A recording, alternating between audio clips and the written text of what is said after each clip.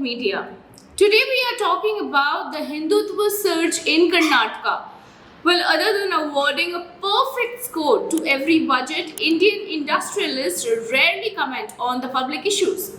So, on Tuesday, when Kiran Mazumdar-Shaw, founder of the biotechnology giant Biocon, took to Twitter to decree Karnataka's communal exclusion, it was a significant moment, underlining just how sharp the state's turn towards the radical politics has been. Well, for months now, the southern state of Karnataka has been on the boil as Hindutva groups launch campaign after campaign against the state's minorities. January saw mobilization against the wearing of the hijab in some colleges. Some Hindu male students started a coordinated campaign to wear saffron scarves in the class in order to force college to ban the hijab. Well, this politics was eventually backed up by the state, with the Karnataka government as well as the Karnataka High Court endorsing the ban. While the court order received flake from the legal scholars that it had eventually upheld the aims of Hindutva mobilization points to how powerful the politics had been.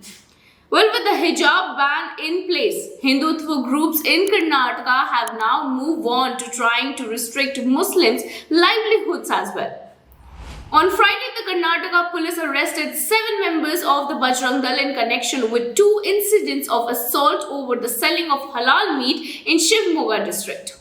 Simultaneously, Hindutva groups are placing pressure to ban Muslim vendors from the temple fairs as well. Before this, in 2021, the State Assembly had passed an anti-conversion bill. The state government had surveilled the churches in order to check so-called forced conversions, and Christians had seen physical attacks from the Hindutva groups. Well, in fact, a fact-finding report stated that Karnataka was third in the number of attacks on Christians in 2021. What is this party tussle all about? What explains this sudden surge in Hindutva in Karnataka? Part of the answer lies paradoxically in how weak the ruling BJP is right now. The Saffron Party is in office after engineering defections and bringing down the Janata Dal-led government.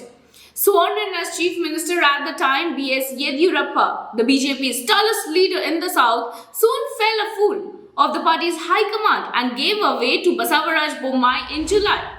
Well, Bommai is a political lightweight with practically no independent base in the state.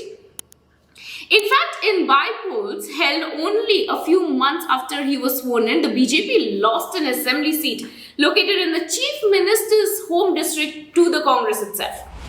Well, this lack of power means Bommai has capitulated completely to the BJP's hard Hindutva faction in Karnataka.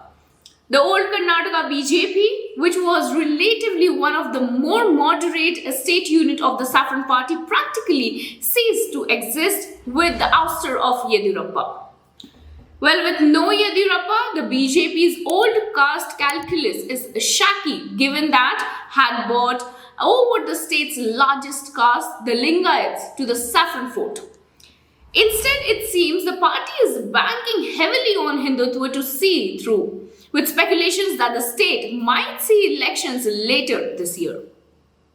Well, however, current politics by itself does not explain the depth of Hindutva in the state.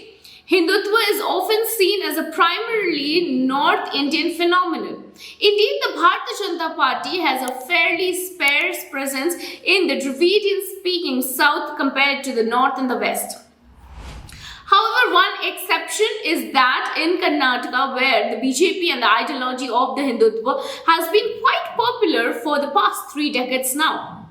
Like in the rest of the India, the BJP story in Karnataka starts from the 1990s with a movement to build a temple in the place of Babri Masjid in Uttar Pradesh. Even before this, however, the top RSS leaders were drawn from the state.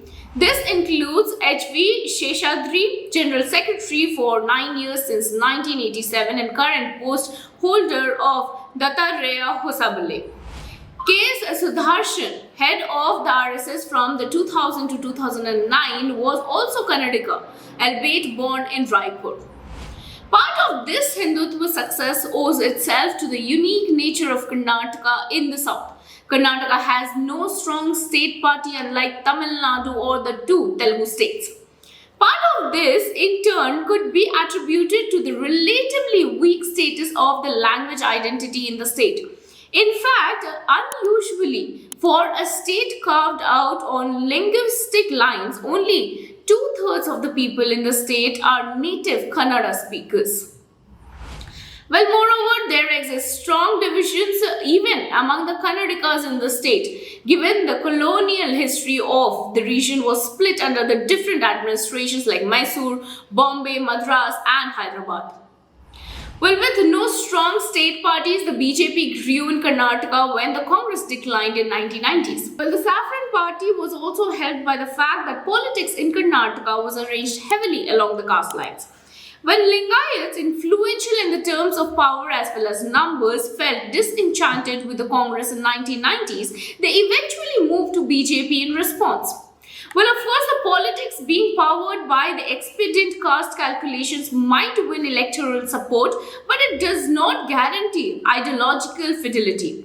Well, on Tuesday, for example, two BJP legislators in Karnataka openly opposed the ban on the Muslim in fairs. While Karnataka has seen comparisons with Uttar Pradesh and Gujarat, it would be unlikely in those states where Hindutva has much deeper ideological roots.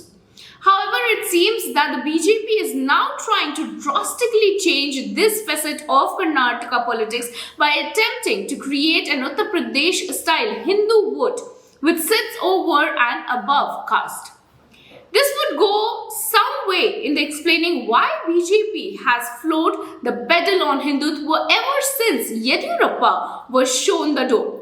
But as the internal dissension and even the protest from the business leaders in the state show, it won't be an easy win for the Saffron Party in Karnataka, and we know that right now. Well, stay with us. We shall bring you more interesting topics to talk upon. This is Aparna Singh reporting for iScope Media.